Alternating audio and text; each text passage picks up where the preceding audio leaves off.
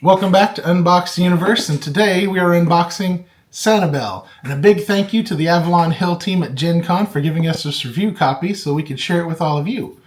Now, Sanibel is for 2 to 4 players, ages 10 and up, and should take about 45 minutes to complete. So in Sanibel, you and your friends wander the beaches of this Florida island city, collecting seashells and shark teeth as you explore the shoreline. Every shell you pick up drops into your bag, falling to the bottom Tetris style. And then the puzzle comes from arranging your shells carefully, since each type scores in different ways, and every placement can turn a simple find into a high-value combo. Movement along the beach is represented by a back-of-the-line turn order, creating a dynamic rhythm as players leap ahead, gather tiles, loop around the halfway point, and race back towards where they started. The game builds towards satisfying scoring moments, tight spatial decisions, and those I can fit one more piece in sort of discoveries that make the puzzle click. So let's get into it and see what you get. So this is the box, Sanibel by Elizabeth Hargrave. You can see the back here. So go ahead and open it up. Alright, you've got your game guide. And I always like how games nowadays have the QR code that sort of give you a quick start guide on how to play. Shows you your contents and your objective. Looks like it would be good for a nice sort of family game night. It's that nice theme, and oh, very nice. So I think these are bags to maybe help store.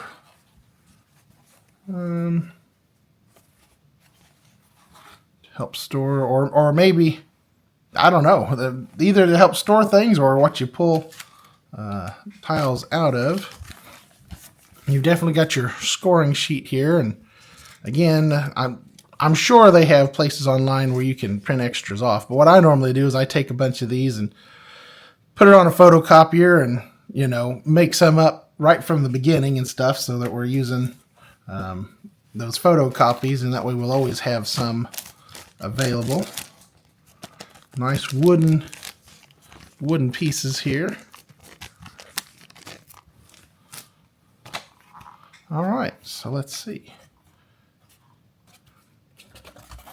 Cardboard tray there. Okay, I think I'm going to have to cut open because I believe this is our game board. And I'm trying to do this gently here.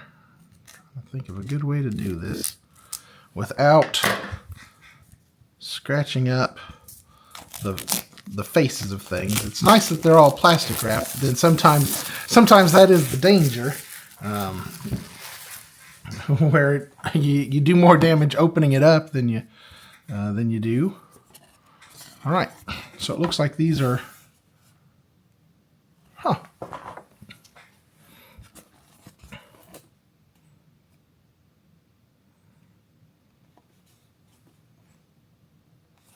So the game boards differ here so far. So I wonder if it's, you know, multiple beaches, or if it's designed to, maybe this is one, I bet that this is one giant beach. You start at your chairs, because like the description kind of said that you go around the halfway point and make your way back to the beginning. So it would make sense to me that you would start, you know, middle panel, and then the far end where you kind of curve around and then come back, and, you know, where the lighthouse might be the midpoint. So that is at least what I have thought these up to be. So, but that's very nice. I mean, we're looking at pretty decently duty cardboard here, and you just gotta make sure you fold it right. All right, now we're to some of our tokens. All right, and then these are the various shells that you can pick up. Nice. And the shark teeth. And they did say different sizes, different shapes, because it's sort of got a Tetris style there in your bag.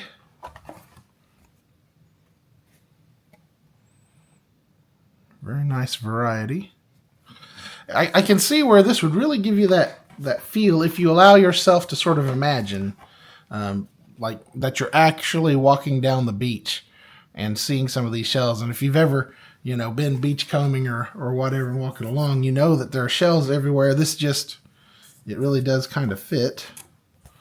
All right, we've got some more plastic here, so I'm going to try to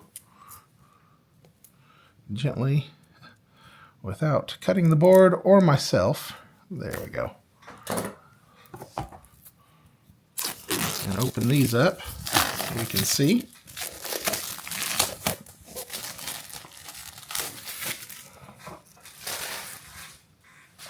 All right.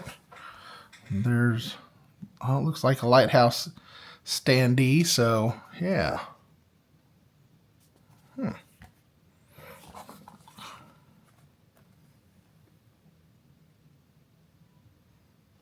Very nice. Always glad to see sea glass make an appearance. I've got some friends that is what they look for about any beach they go to. All right, so those bags that I was talking about. So these are your bags.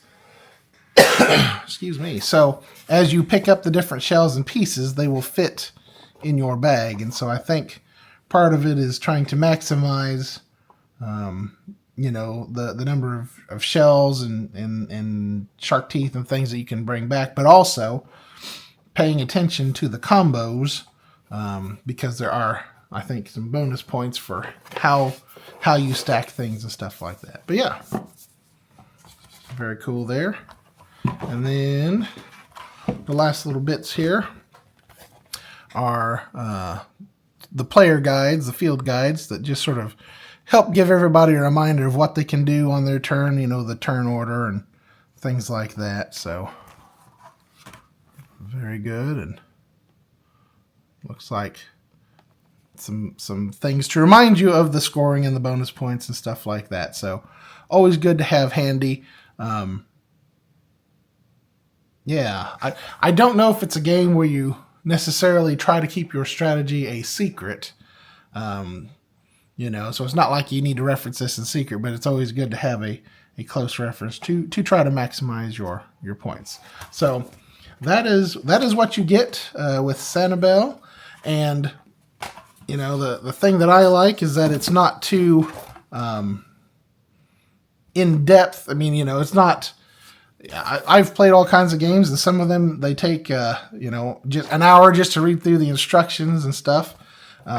This does have a lot of parts and pieces. As you can tell, once you have popped all these out, you're going to have tons of different shells to choose from and stuff. But they've given you some nice things to try to help keep everything tidy and organized. So again, another look, and some nice quality bags there as well. All your parts and pieces.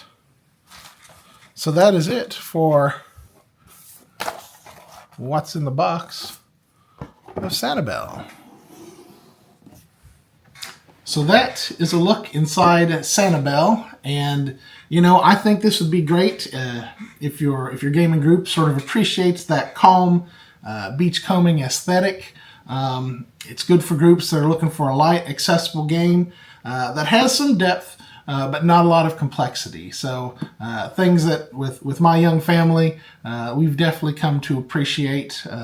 Makes it easier to get the kids involved and things like that.